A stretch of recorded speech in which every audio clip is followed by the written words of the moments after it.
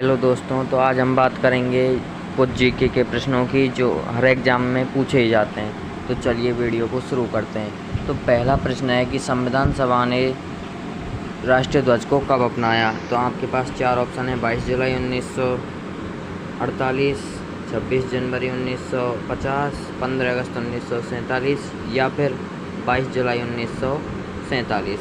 आप अपने जवाब को बताएं।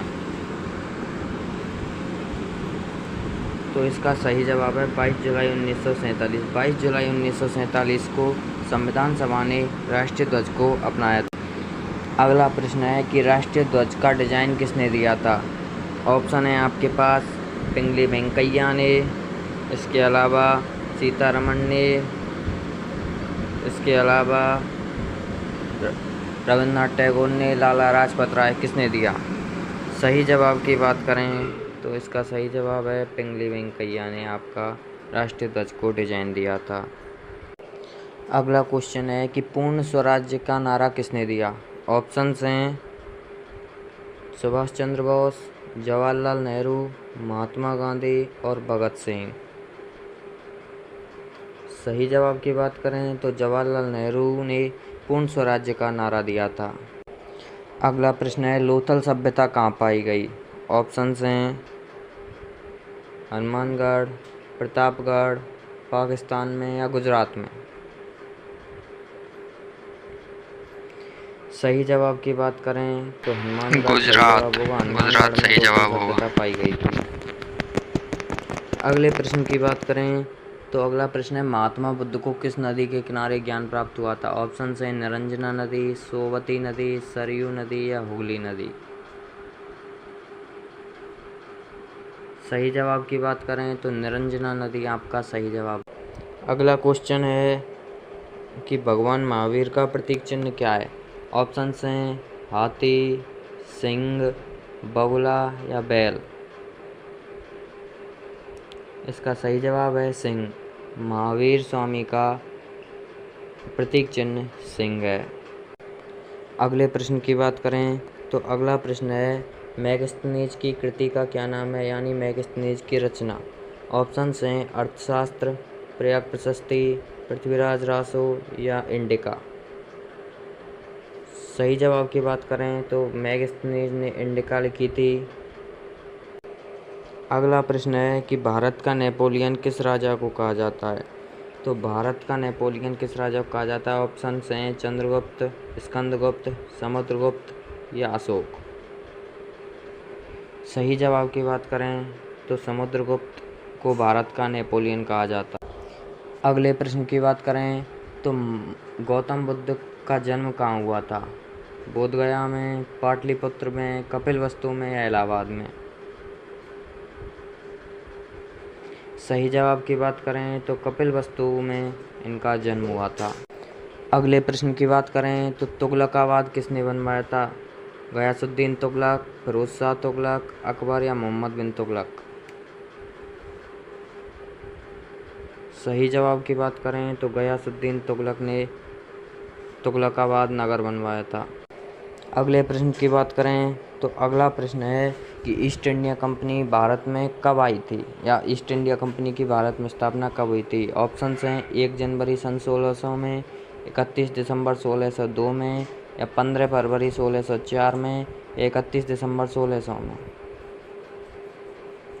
सही जवाब की बात करें तो 31 दिसंबर सन 1600 में ईस्ट इंडिया कंपनी भारत आई और उसकी भारत में स्थापना हो गई थी। अगले प्रश्न की बात करें तो बंगाल विभाजन रद्द कब हुआ था? ऑप्शंस हैं 11 अगस्त 1907, 12 दिसंबर 1911, 16 फरवरी 1909 या 27 जुलाई 1905। सही जवाब की बात करें तो 12 दिसंबर 1911 को बंगाल विभाजन रद्द हुआ था, जबकि 1905 में बंगाल विभाजन हुआ था। अगला प्रश्न है कि यूएनओ का मुख्यालय कहाँ है? ऑप्शंस पेरिस, रोम, मॉस्को, न्यूयॉर्क। इसका सही जवाब है न्यूयॉर्क। न्यूयॉर्क में ही यूएनओ का मुख्यालय बना हुआ है। अगला प्रश्न है कि संविधान में कितनी अनुसूचियां हैं? 12, 8, 11 या 9? इसका सही जवाब है 12। वर्तमान संविधान में 12 अनुसूचियाँ हैं, जबकि स्वतंत्रता के समय संविधान में 8 अनुसूचियाँ थीं। अगला प्रश्न है कि मूल कर्तव्य संविधान में कहाँ से लिए गए हैं? आयरलैंड के संविधान से, ब्रिटेन के संविधान से, या रूस के संविधान से, या फ्रांस के संविधान से? सही जवाब की बात करें तो रूस के संविधान से मूल कर्तव्य लिए गए हैं। अगला प्रश्न है, भारत के प्रथम राष्ट्रपति कौन थे? राजेंद्र प्रसाद, भीमराव अंबेडकर, या जवाहरलाल नेहरू, या सीवी रमन? सही जवाब की बात करें तो राजेंद्र प्रसाद प्रथम राष्ट्रपति थे, हैं नहीं थे। अगले प्रश्न की बात करें तो सूर्य के सबसे निकट ग्रह कौन सा है? तो सूर्य के सबसे निकट ग्रह बुध, शुक्र, पृथ्वी, या वरुण? सही जवाब की बात करें तो सूर्य के सबसे निकट ग्रह बुध है। अगला प्रश्न है कि पृथ्वी के सबसे निकट ग्रह कौन सा है? बुध, शुक्र, वरुण, या शनि? सही जवाब की बात करें तो पृथ्वी के सबसे निकट ग्रह शुक्र है, जबकि सूर्य के बुध है। अगले प्रश्न की बात करें तो भारत में इंदिरा पॉइंट कहाँ है? लक्षद्वीप पर, तमिलनाडु में, या अंडमान निकोबार द्वीप समूह में, या कश्मीर में?